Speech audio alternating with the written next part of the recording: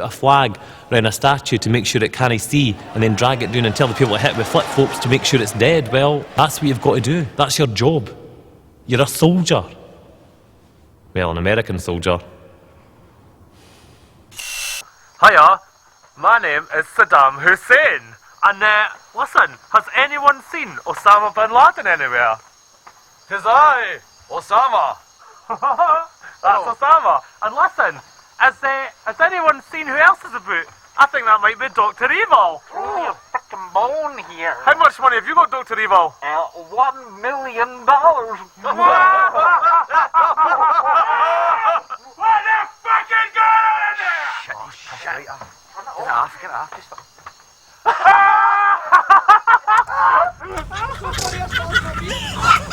How funny is that? Oh my god! I'm alright, how you doing?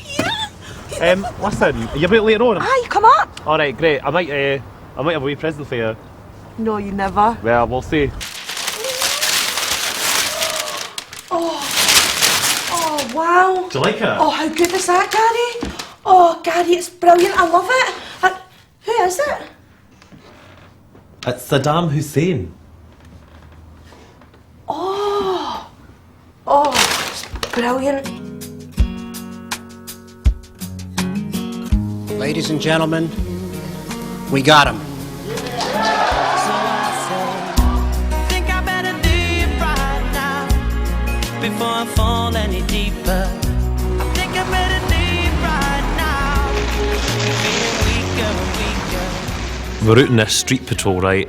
And they're quite nerve-wracking. They are, and I had my rifle and I was shaking because I'd been drinking heavily the night before because my pal Jacko had managed to get his hands on a crate of Baileys.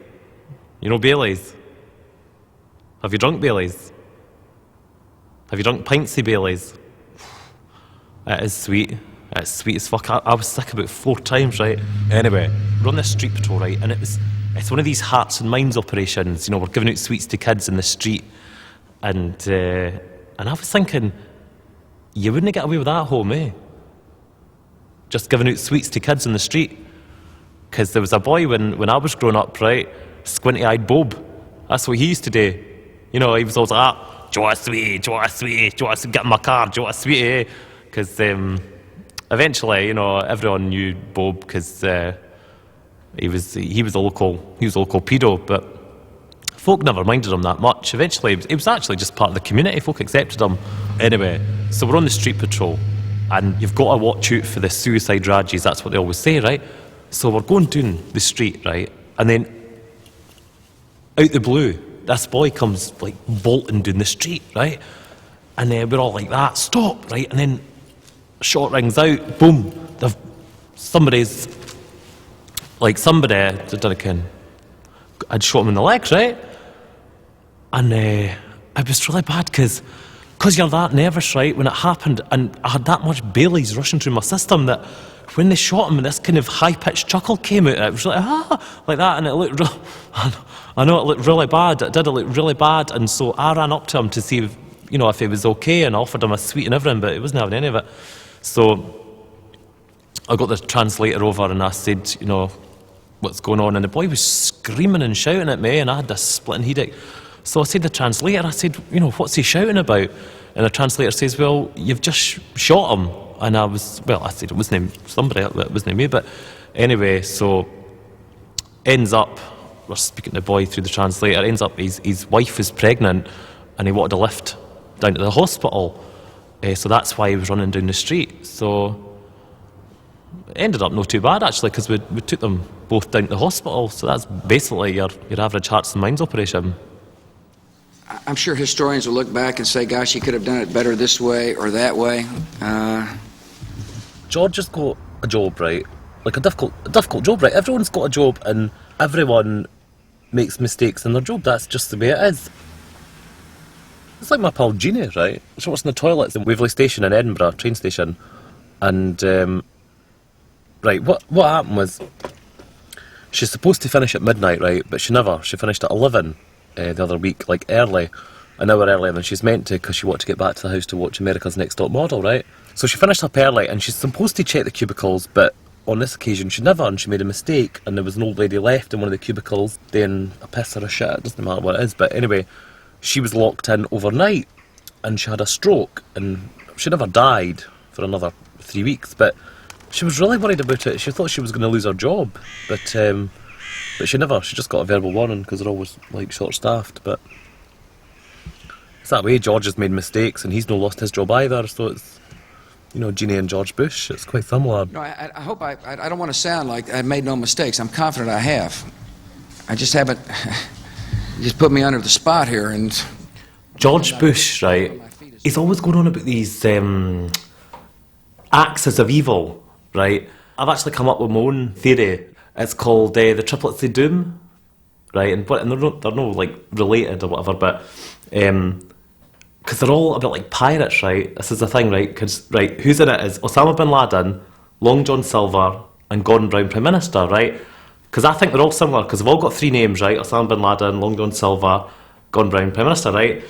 And Osama bin Laden's got a beard like a pirate. Long John Silver was a pirate and had a beard like a pirate. Gordon Brown doesn't have a beard, but that doesn't matter, right?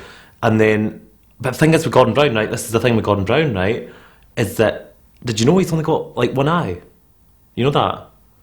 And a friend of mine says he's got a wooden leg, but I don't know if that's true. But anyway, but when I see him on the telly, right? Have you seen him? He does that thing where he goes, you see that? Like that.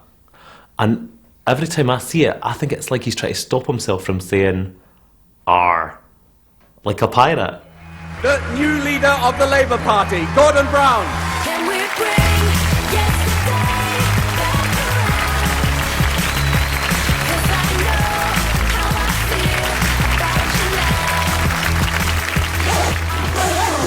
now. I'll be heading back soon, and hopefully the weather will be good when I get there, and mostly is. So that'll be me back to work. But you know what they say? They say, like, you know that saying about going away and change is as good as a holiday, and, you know, war, and what's fair is fair, and just that, I suppose. And sayings are good for that, eh? Just like saying a lot, but just in a wee, you know. So, Iraq, Afghanistan. I mean, there's no easy answers. That's a lot like deal or no deal in that respect. Yeah. When folk find out that you've been to Iraq, they always will ask you that question, eh? But they will not, like, come out and just ask it.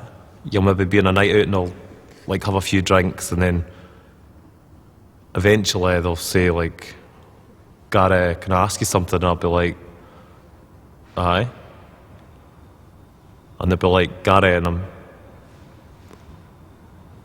just waiting for it, eh? And they'll be like, "Gary," and I'm like, "Just ask it, what is it?" And they'll say, "Gary, are all your meals free?" And I'm like, "Aye. Breakfast, lunch and dinner. It's a great life, eh?"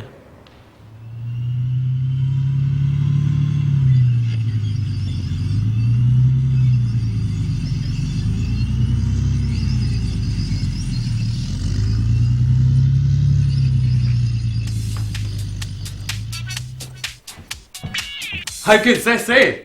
I've got it linked up to my iPod. It's loud as fuck, like. No! Hello!